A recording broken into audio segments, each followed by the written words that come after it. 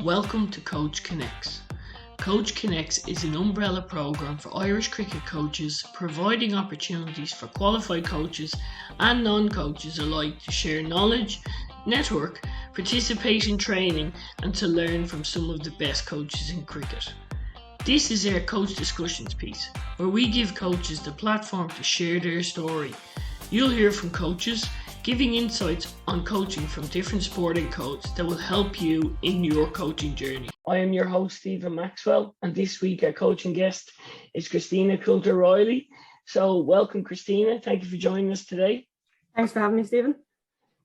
So to start, Christina, would you share with our audience, for those of us that don't know you, who is Christina? So Christina, I suppose, first of all, as a person, is just someone who has a very big interest in sport from a very young age. I would have started off mainly in hockey, and it was only sort of early teens that I got into cricket, thanks to a few teachers in the school. So I spend most of my time either playing, coaching or umpiring in the sports. And I do a lot with Clontarf on the cricket side of things. I play there and I coach there. And then I have started to dip in and help with some of the provincial stuff with Leinster. Wow, that's a lot. It's a lot. So we've a bit to chat on based on that, Christina. That's fantastic. So I'll ask you now, obviously you were on the very first female leadership program, and for those who don't know, it's called On the Front Foot. So it's a future female leaders program, and Christina started, I believe, last September. If I'm Yes, yeah, that was it. And it's just completed. So would you mind sharing with us your experiences of the program? Yeah, so I suppose the program was mainly to give female leaders in the sport, or those that wish to be female leaders in the sport, a platform to bounce ideas off and discuss with people. For me, when I first started, I wanted more for on the coaching side of things, because it was going to give me a way to get to know more people in the sport, that, you know, networking and all that. And as we went on, you had monthly sessions, either forums discussing with each other or listening to people, guest speakers and all that. It was really good because we got a chance to share our ideas. And by the end of it, we barely talked about cricket. We talked about so many other things, about daily life and all that, and how you manage the people around you to get the best out of them and communicate with them. Yeah, it was a really good experience. Brilliant. Well, that's fantastic to hear. What about in relation to the opportunities you may or may not have been afforded since participating in the course, or where do you believe cricket may give value for a more diverse coaching, first of all? Because obviously you've mentioned coaching, volunteering, and then obviously leadership. Yeah, well, I'd already started to do a little bit with the provincial union in Leinster and sort of coaching some of the underage stuff through the winter. But now I know that from doing the course, people know that we've done the course and certain people around have done it. So I've started to take a few games this summer, whether the girls are going up north or playing here, alongside a few others from the On the Front Foot course, which was a great opportunity already. And then I was lucky enough to get to speak to the Cricket Ireland board about the On the Front Foot programme. So to get the opportunity to speak and with your governing body and, you know, decision makers and all that was lovely, really, because you wouldn't get that opportunity in a lot of sports, I'd find. So the program really opened up that. That's amazing to hear, and thanks for sharing, Christina. So obviously this is a Coach Connects coach discussion. So what is coaching to you? What does it mean? I think I've thought about it a lot, and it tends to change a lot. What I usually say at the minute is coaching is using the skills, the knowledge and the experience you've gained in your life or your career to use that and help support and develop the growth of someone else's playing career, life, a lot of things, because coaching is not always sport specific. Brilliant. And listen, there's no wrong answer in relation to that, so that's fantastic. So our coach discussions is all about you, the coach, sharing your story. So I ask you, Christina, why do you coach? I think the main reason I coach is to be a role model for the people I coach, and or even the other coaches around me, I've always found that you get such joy out of seeing people enjoying themselves. And when kids come up to you at the end of the session, I'm like, thank you for helping me figure that out. I was stuck on how to play straight or something like that. That you feel like you've just had a small little bit that's helped them a lot. And if you have kids that are going around saying, oh, Christina helped me loads with this, I think it gives me great joy and a lot of confidence. That's brilliant to hear, Christina. Thank you. So, in relation to coaching now, some coaches have one, some don't. Do you have a coaching philosophy? And has it changed from when you started coaching to where you are now? I think because I started coaching at quite a young age, I wasn't fully aware of that side of coaching. I thought you were just there to teach them the skills and let them have a good time. So I suppose only recently it's sort of developed and grown. But usually what I say is that enjoy the challenge, be curious, and own your own competition. You are your own competition.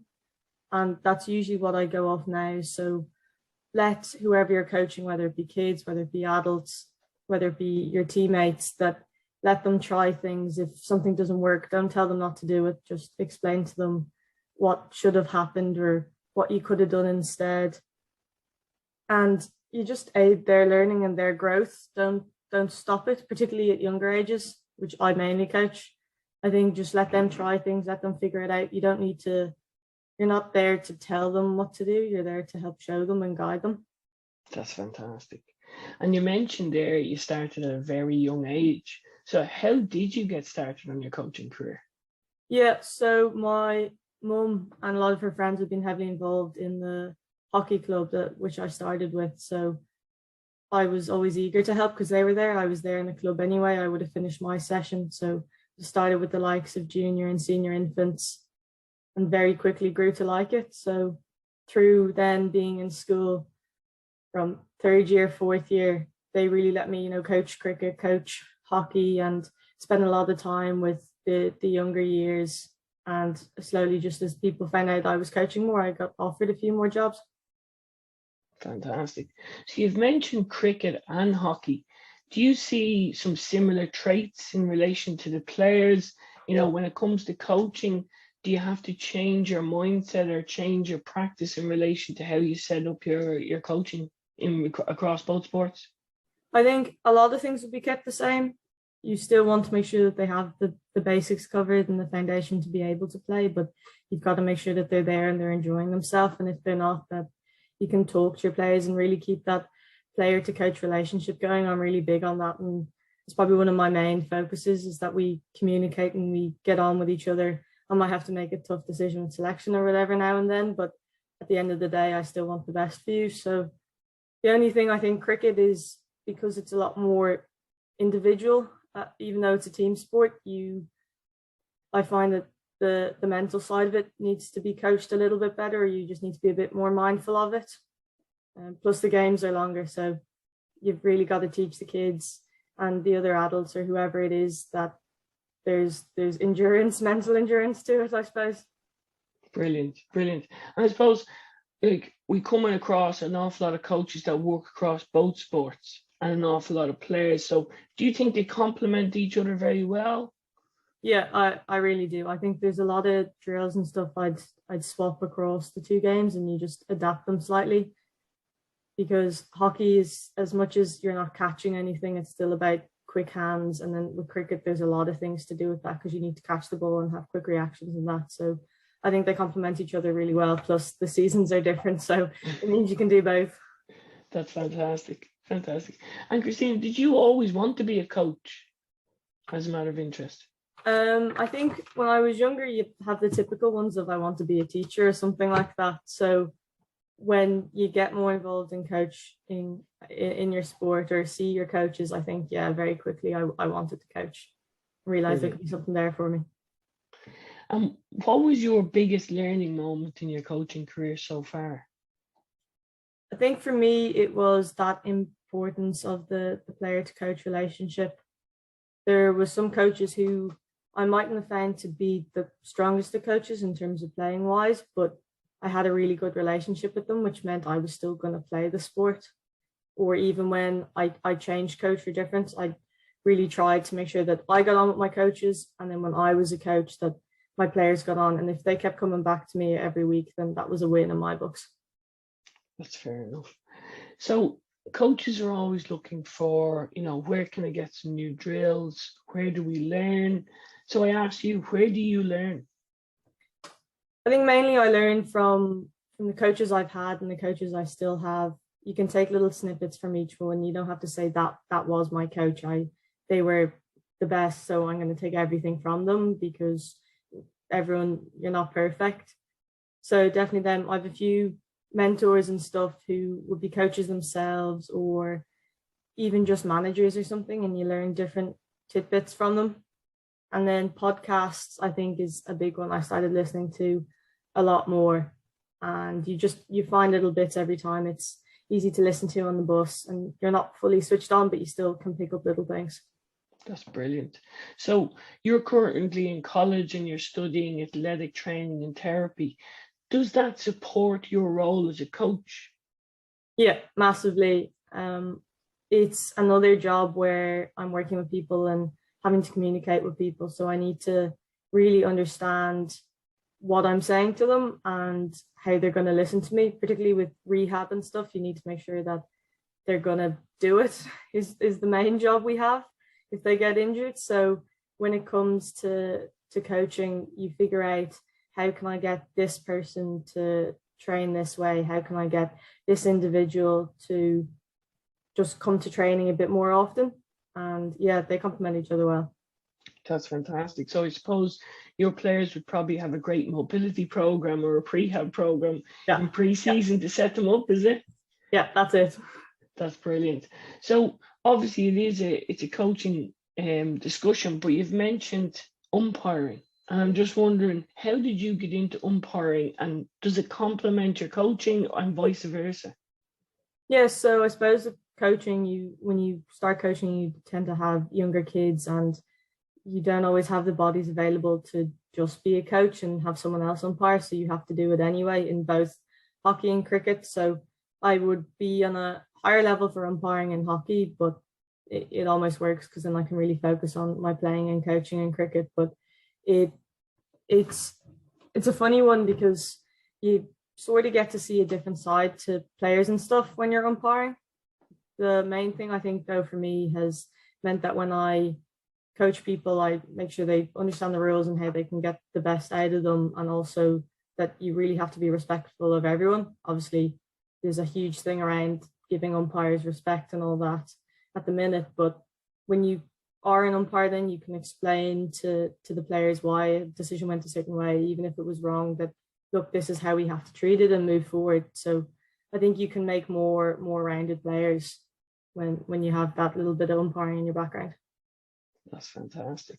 And as a matter of interest, have you, as an umpire, ever had to deal with a coach who maybe was a bit too vocal? Yeah, plenty of times. That's fair enough. Make sure I don't do it myself now. So it's a learning experience. That's fantastic. And then you've mentioned podcasts, and then how you learn. So in relation to learning and finding some coach resources, would you recommend anywhere in particular that we could, as coaches, find some learning resources? Yeah, the biggest podcast I listen to at the minute is the High Performance podcast, which is done by a TV presenter in the UK and a professor. And they do interviews with entrepreneurs, with top level players, athletes, businessmen and women. There's so much that they cover. It's not just about, here's someone who's gone to the Olympics, let's talk to them. And a lot of times it's just about everyday life. It's not necessarily sport and all that, but there's so much around how you can get the most out of people and how you can excel yourself, what you have to manage, what you have to deal with, and doesn't always cover the highs. Like, there's plenty of lows to what you do, and it's just how to manage them, I suppose. That's fair. That's brilliant. Obviously you are still a very young coach, but you've been coaching for a very long time. So would you have any tips for coaches who are coming through the system currently? Yeah, I think with it is you've really got to back yourself and trust that even at a young age, you can still know your stuff. It's experience over age, in my opinion. and that it can be difficult because you will bump into people who wouldn't give you as much respect, as long as I think it's to do with the players. So if the players like you and the players are improving because of you, then you're doing your job. If you don't get all the opportunities, unfortunately, then you've just got to work 10 times harder. Brilliant. And you mentioned earlier in the conversation about teachers being good role models for you coming through as a young coach. I'm just wondering, who were your role models and what was it you seen in them? I think a lot of my role models ended up mainly being coaches because I had the most contact hours with them, and a whole mix of them. I mean, I was lucky enough to have Izzy Joyce coaching Clontarf for the last couple of years, and she's so technically aware of everything, which is something I wouldn't have been aware of and not my strong point. So spending time and coaching with her, and she got me into a lot more other coaching roles, which was amazing, just meant that I could improve that little bit.